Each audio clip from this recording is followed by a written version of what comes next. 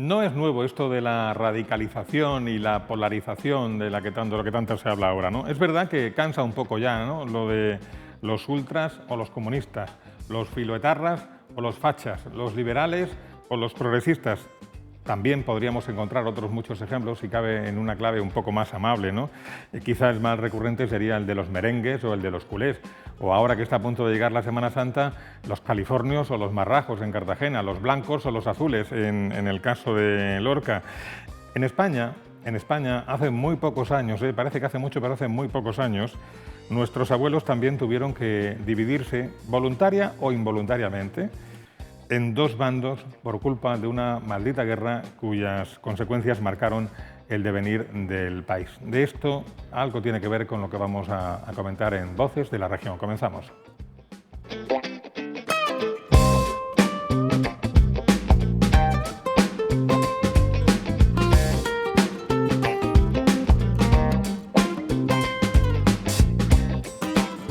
Buenas tardes, señoras y señores. En alguna que otra ocasión hemos comentado que hacer una entrevista al autor de un libro sin haber leído previamente la obra es algo que debería estar prohibido, pero vamos, por real decreto.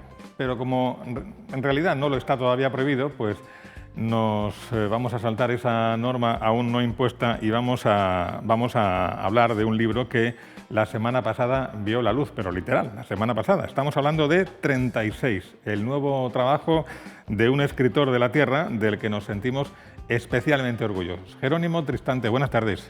Hola, ¿cómo estás, Pepe? ¿Qué tal? Enhorabuena por el nuevo libro. Muchas gracias. Tengo que decir en tu descargo que te estoy haciendo un Paco Umbral, porque en realidad habíamos quedado para hablar de cosas en general, que es lo que vamos a hacer seguro, porque el libro acaba de salir hace muy poquito. Bueno, pero lo comentaremos también. Hablamos del libro y luego damos un repaso a otras cosillas, ¿no? Oye, no sé cómo andarás de supersticiones, porque corrígeme si me equivoco, pero ¿este es el libro número 13? Pues la verdad es que no lo sé. A veces los cuento y no sé si es el 13 o el 14, entonces no lo sé seguro. En todo caso, aunque fuera el 13... Tendría que contarlo y nos llevaría ahora un rato. No te preocupa tampoco que sea el 13, ¿no? No. Muy bien. Antes de hablar de la novela, Jero, tú eres profesor de secundaria. Sí. ¿Tus alumnos son conscientes? No te estoy adulando, te lo pregunto de verdad. ¿Tus alumnos son conscientes de la talla literaria del profesor que tienen delante?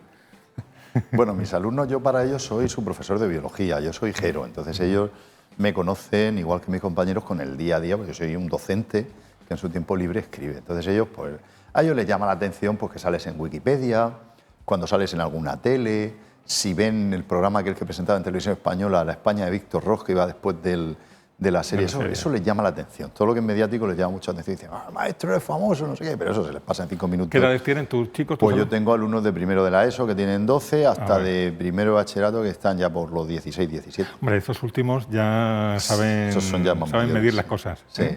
Bueno, oye, Jero, ahora la pregunta típica del entrevistador que no ha leído la novela del entrevistado. Háblenos de su novela, que parece muy interesante, señor Tristante.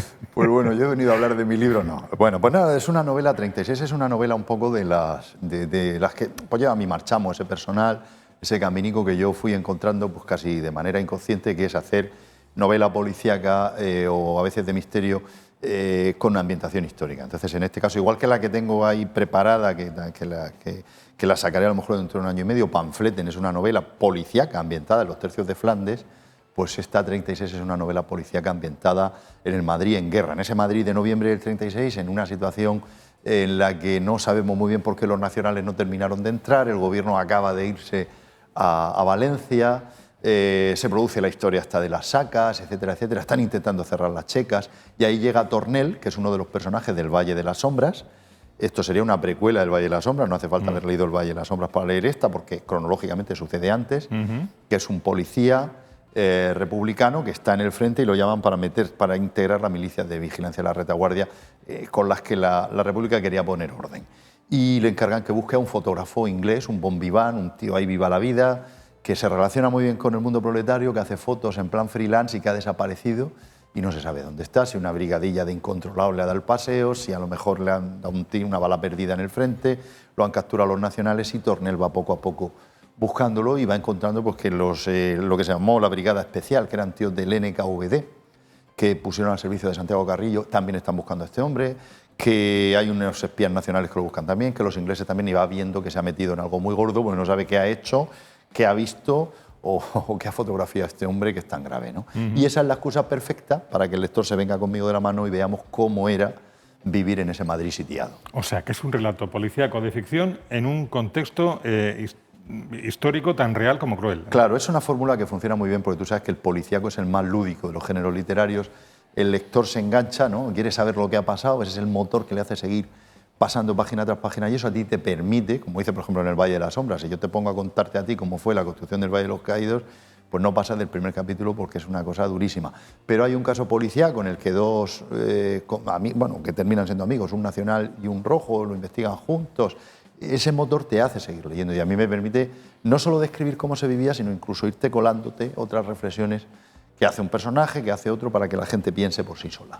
¿Y por qué te interesa el Madrid de aquel tiempo, de días o semanas antes de ser tomado por las tropas de Franco? ¿Es algo casual o te interesa por algo? Sí, es una mezcla de varias cosas. Una es que es un momento crítico en el que, como te decía, los nacionales iban a entrar de un momento a otro, el gobierno se va, o sea, con eso te lo digo todo, ¿no? Constituyen la famosa Junta de Defensa.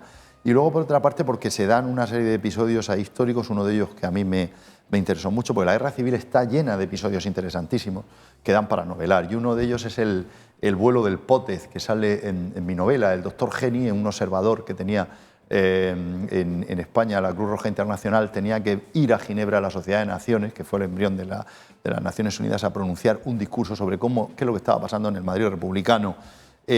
También había un observador en el bando nacional. En todo el mundo se conocían las atrocidades que habían ido haciendo las columnas de Yagüe y Castejón, que subían por Sevilla y por Badajoz y Extremadura y tal, pero la República tenía una muy buena imagen, pero no se sabía lo que estaba pasando en el bando republicano, que también hay que tener en cuenta que en el bando republicano, al tener que dar armas al pueblo para salvar, en muchos casos, esta capital de provincia, esta y frenar el golpe, porque los militares, de manera casi unánime, lo apoyaron, pues claro, al entregar armas al pueblo y a las organizaciones proletarias, has hecho una revolución.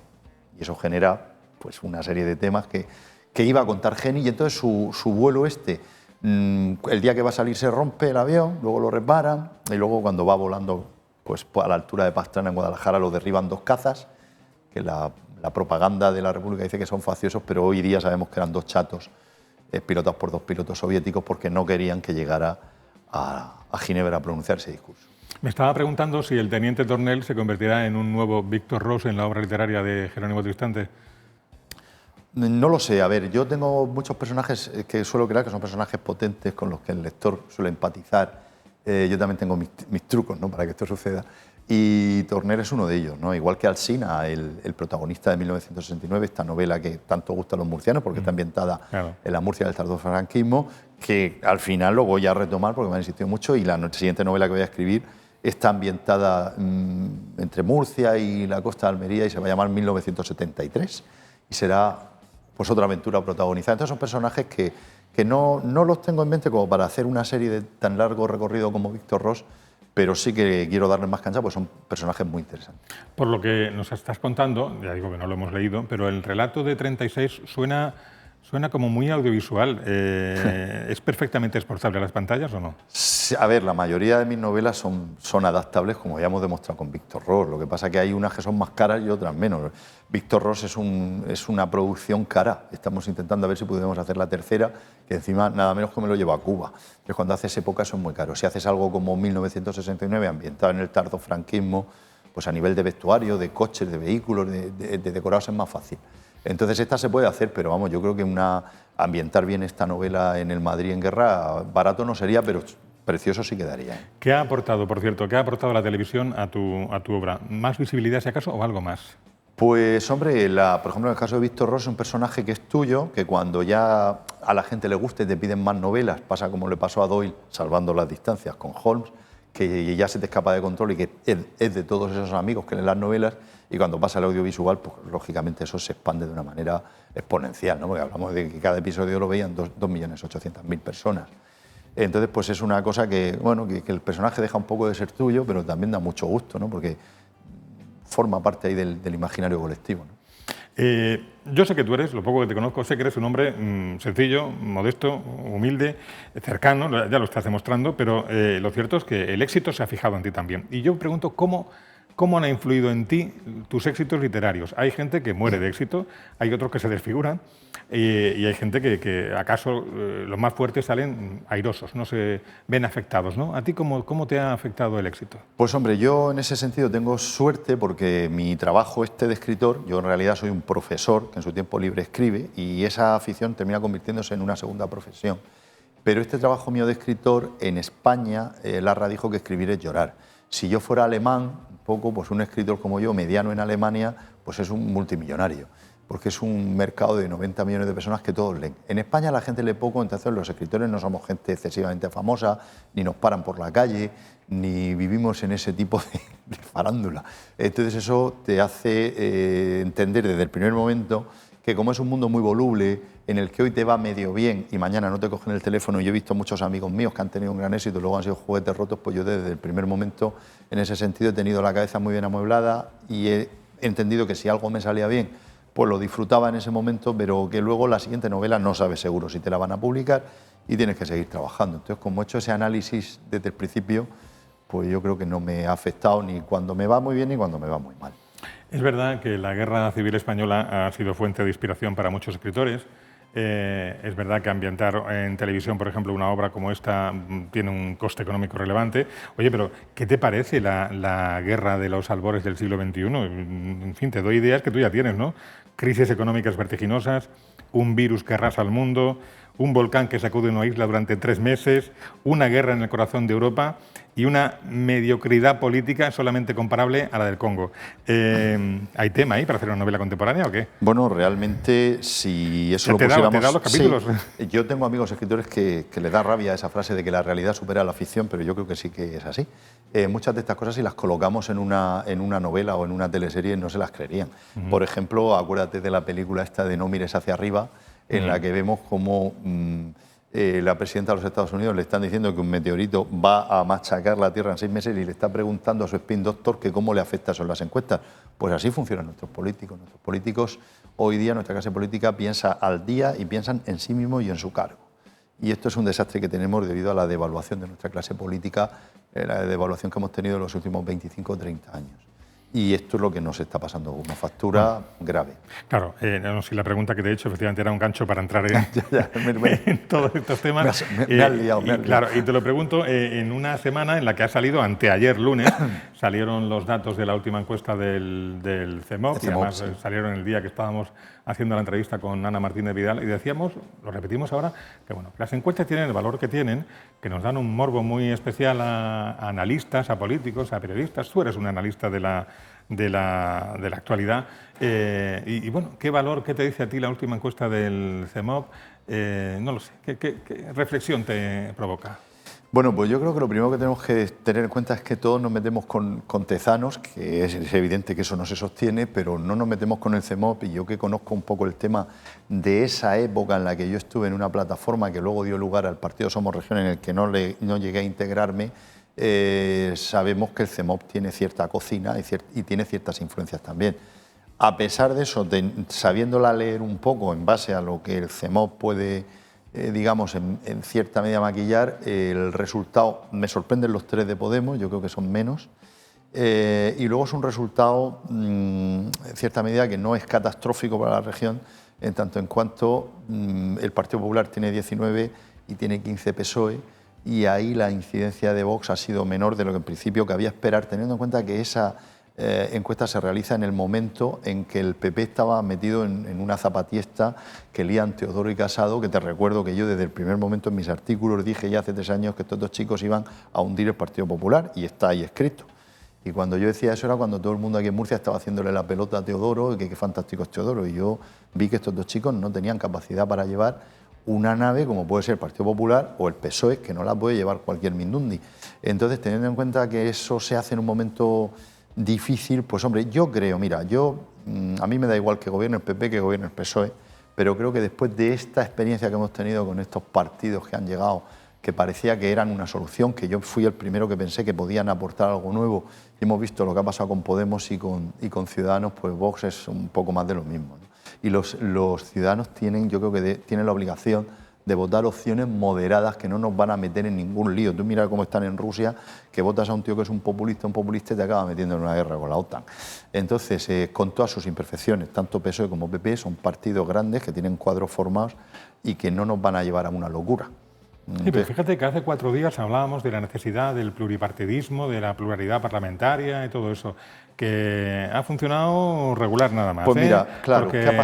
¿qué ha pasado con esto? Pues que resulta que los cuadros de esos partidos se han nutrido con descarte de los grandes partidos y gente que había salido de esos partidos o por casos de corrupción o por friquismo absoluto o por falta de preparación. Entonces, ¿qué es lo que ocurre? Que al final hemos hecho ahí unos grupúsculos que, mira lo que ha ocurrido con Ciudadanos, un partido que se ha autofagocitado, se ha autodigerido, han acabado a tiros entre ellos, la mayor parte de la gente que hay ahí tiene ninguna preparación o nula preparación, ejercicio profesional cero, no saben gestionar y ellos están más pendientes del último tuit y de la última encuesta que de llevar, por ejemplo, las direcciones generales que tienen aquí en Murcia.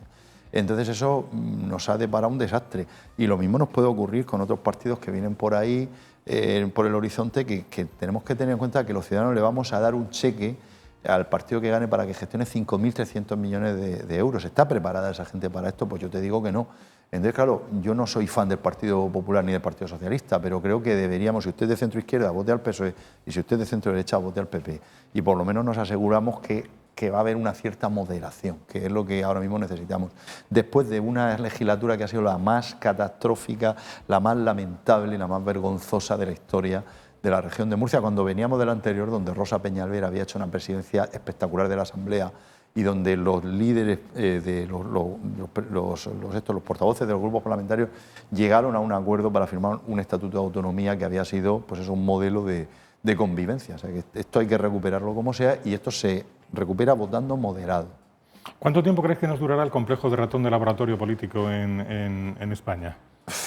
Pues es que Murcia es una comunidad autónoma que tiene muchas peculiaridades. Entonces, por ejemplo, igual que en su momento a mí no me cabe duda de que desde el PP se dio alas todo lo que se pudo a Podemos para fraccionarle el voto al PSOE, yo creo que desde el PSOE también en algún momento se ha intentado jugar esa baza con Vox. ¿Qué pasa? Que eso que puede provocar a nivel nacional que PP baje su voto y al final termine gobernando Sánchez, como Murcia es un sitio peculiar, aquí puede provocar un gobierno en la extrema derecha. Entonces, claro, nosotros estamos en una situación difícil. Yo creo que la piedra de toque de esto va a ser probablemente la entrada de Vox en los gobiernos autonómicos. Hemos visto que Podemos, los partidos que son antisistema, cuando tienen que gestionar, lo suelen hacer mal. Primero, porque sus cuadros no están preparados y segundo, porque son antisistema y sufren un conflicto interno de que están donde no quieren estar. Fíjate lo que está pasando Pedro Sánchez con la cruz que le ha caído con los socios de gobierno que tiene o lo que está pasando el Partido Popular con los socios de gobierno que tiene aquí en Murcia, que vamos a frivolidad, cagada diaria, se pelean entre ellos, en fin, es un desastre.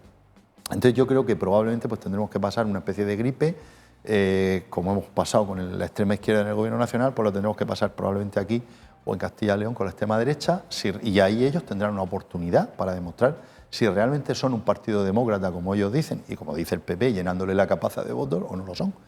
Ahí tendrán, esa será la prueba del 9, ¿no? O sea que lo menos malo, dentro de que no fuera tampoco lo bueno, sería el bipartidismo, después de todo. Pues esta es la conclusión a la que yo he llegado, desgraciadamente. O sea, yo como todos los ciudadanos que nos están viendo, y como tú mismo dices, cuando vi aparecer a Podemos, vi aparecer a Ciudadanos, que además Ciudadanos tenía un discurso interesante para gente como yo, por ejemplo, que yo, pues a lo mejor yo me gustaría que tuviéramos un partido socialista que no pactara con independentistas y me gustaría un partido popular que fuera más moderno, que no pactara con la extrema derecha y que fuera laico, y que fuera una derecha europea como la de Merkel. Esos dos partidos ahora mismo no son el PSOE ni el PP y deberían volver a serlo. Entonces, cuando aparece esa vía intermedia que era Ciudadanos, que anulaba totalmente el papel de los nacionalistas en ese chantaje constante que han ejercido sobre la política española, pues tenemos a un chico como Albert Rivera que por sus problemas, vamos a decir, personales, tira por el camino en medio y dilapidó y estropeó aquella oportunidad que hasta el IBEX 35 veía con ilusión, porque tenías una opción socialdemócrata con una opción de centro liberal, que la opción socialdemócrata te va a defender el estado del bienestar y el centro liberal va a hacer que la política tributaria no se dispare. Eso era una receta ideal. y se lo cargaron porque Albert Rivera quiso. Así está Ciudadanos ahora. Para terminar, Jero, hablabas hace un momento, decías, tendremos que pasar la gripe. Hablando de gripe, la gripe del Partido Popular, ¿cómo crees tú que se va a resolver en la región de Murcia, con un congreso pendiente de convocar, con la posibilidad, circulan por ahí informaciones de una candidatura alternativa a la de Fernando López Miras? No lo sé, ¿cuál es su...?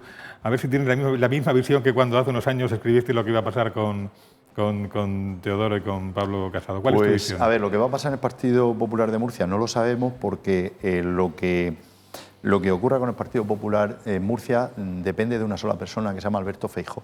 Alberto Feijóo es el que con el dedo mágico hará revalidar a Fernando López Miras, el presidente del partido, decidirá que lo sea Patricia Fernández, que es una muy buena candidata también. Fernando López Miras era un chico que empezó muy mal, ha tenido muy buenos asesores, ha mejorado. Patricia Fernández es una buenísima candidata, lo que pasa es que yo le veo a algunas compañías que creo, porque si ahora Ramón Luis Valcárcel es la renovación del Partido Popular, pues apaga y vámonos. Estamos hablando del señor que se fue a Bruselas y nos dejó con la desaladora, el Mar Menor hecho polvo, el aeropuerto fantasma y un AVE que venía dando la vuelta por 140 kilómetros por Alicante, que fue uno de los conflictos sociales más fuertes que hemos tenido. Entonces, pues es una buena candidata Patricia, y luego no hay que olvidar a Pepe Ballesta, que el otro día Pepe Ballesta tiene gente muy buena en comunicación y entonces aguantó su entrada en el Teatro Circo de manera que arrancó una ovación fantástica que a mí me consta que impresionó al propio Feijóo. Por un lado, cosa positiva, por otro lado, negativa, porque tenemos que decirle, quítate que entre el jefe, ¿no? Entonces puede ser cualquiera de estos tres, pero no hay lógica, o sea, no depende de lo que queramos los ciudadanos, lo que quieran los militantes, sino que va a ser Feijóo el que diga y entonces el Partido Popular, que es un partido muy disciplinado, pues se pondrá las órdenes del que toque.